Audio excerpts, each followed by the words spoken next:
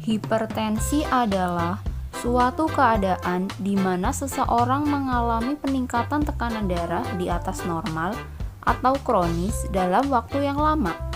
Dan berikut adalah klasifikasi dari hipertensi.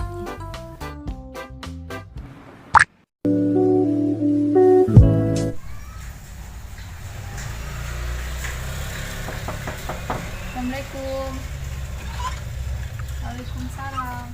Permisi Mbak, selamat pagi. Minta waktunya sebentar boleh? Boleh. Perkenalkan, nama saya Yanis Triana, mahasiswa dari Politeknik Harapan Bersama Kota Tegal. Nah, maksud dan tujuan saya datang ke sini, saya mendapatkan tugas dari dosen terkait untuk mewawancarai salah satu masyarakat mengenai pengobatan terhadap hipertensi. Apakah Mbaknya mau saya wawancarai? Ya, silakan. Boleh. Terima kasih ya Mbak atas waktunya. Silakan Mbak.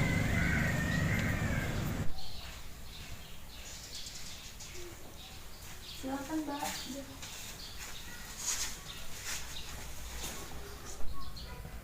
Terima kasih ya Mbak, sebelumnya Mbaknya sudah mau berpartisipasi dan mau meluangkan waktunya sebentar untuk saya wawancarai. Tema yang saya bawa pada pagi hari ini adalah mengenai hipertensi ya Mbak. Saya jelaskan dulu, hipertensi adalah suatu keadaan di mana seseorang mengalami peningkatan tekanan darah tinggi di atas normal. Saya data dulu ya Mbak.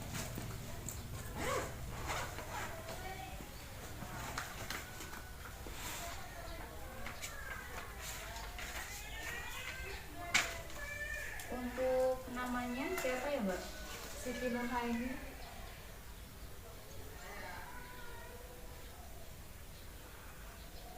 Untuk umurnya berapa? Umurnya 24. Untuk aktivitas atau pekerjaannya apa ya Mbak? Perawat. Oke. Sebelumnya Mbaknya pernah mengalami hipertensi atau darah tinggi atau enggak ya Mbak? Sebelumnya enggak. Enggak pernah. Baik. Saya tensi dulu ya Mbak untuk mengetahui tekanan darahnya ya Mbak.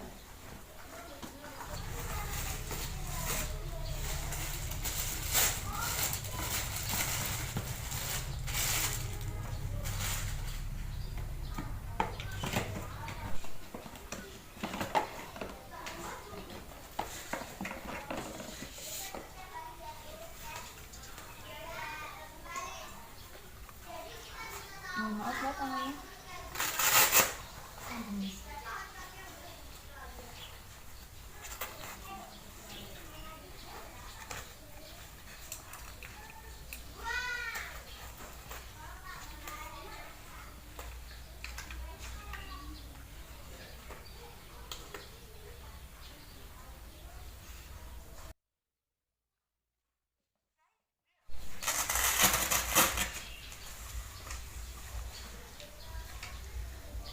Untuk tensi dari Mbaknya cukup tinggi ya Mbak, yaitu 145/95. Lumayan tinggi ya, Mbak. Iya, cukup tinggi juga. Saya tulis dulu ya Mbak.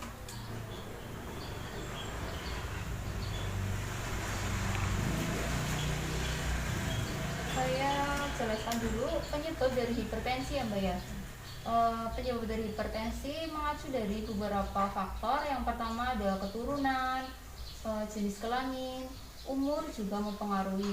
Faktor lain yaitu kegemukan atau obesitas, terus kurang olahraga, kurang istirahat, terlalu banyak mengonsumsi garam dapur juga mempengaruhi. Terus terlalu banyak mengonsumsi kafein atau alkohol juga dapat mempengaruhi, dan stres juga dapat mempengaruhi penyebab dari hipertensi itu sendiri.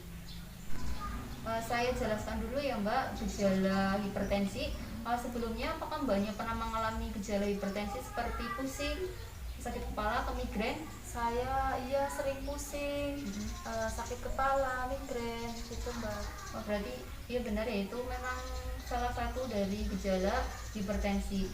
Gejala lain itu seperti sering tidur, terus sesak nafas, telinga berdenging, dan tengkuk terasa berat juga merupakan salah satu gejala dari hipertensi. Untuk pengobatannya sendiri, tadi kan Mbaknya tensinya itu kan cukup tinggi ya. Apabila Mbaknya mengalami gejala yang sudah saya sebutkan tadi, saya sarankan untuk melakukan gaya hidup sehat ya Mbak.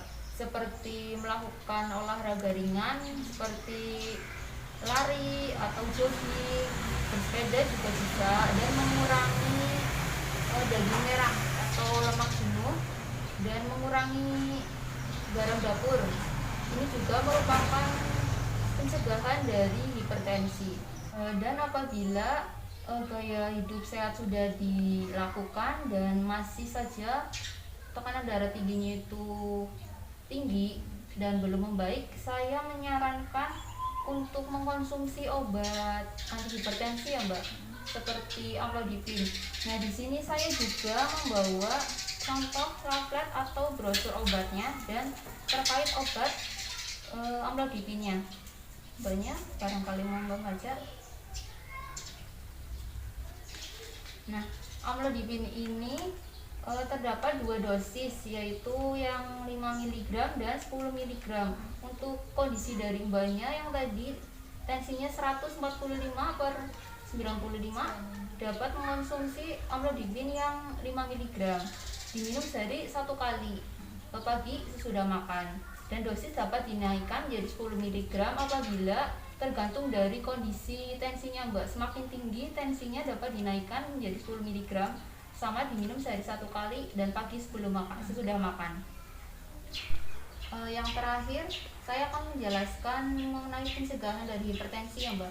Untuk pencegahannya sendiri dapat menghindari dari penyebab dari hipertensi tadi, seperti mengurangi garam dapur, membatasi asupan kolesterol, istirahat yang cukup, rajin berolahraga, terus hindari stres, dan rajin meng-check up dari tekanan darah tingginya atau tensinya untuk mengetahui berapa tensinya sudah turun atau tidak.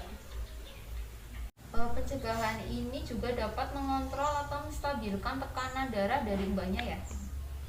Kalau sudah paham Mbak, ada yang mau ditanyakan lagi? Sudah jelas ya. Terima kasih mbaknya sudah mau berpartisipasi dan meluangkan waktunya untuk saya wawancarai. Saya pamit undur diri ya Mbak ya. Semoga bermanfaat dan jangan lupa istirahat yang cukup ya Mbak. Untuk brosur obat atau pamfletnya barangkali mbaknya mau disimpan nggak apa-apa?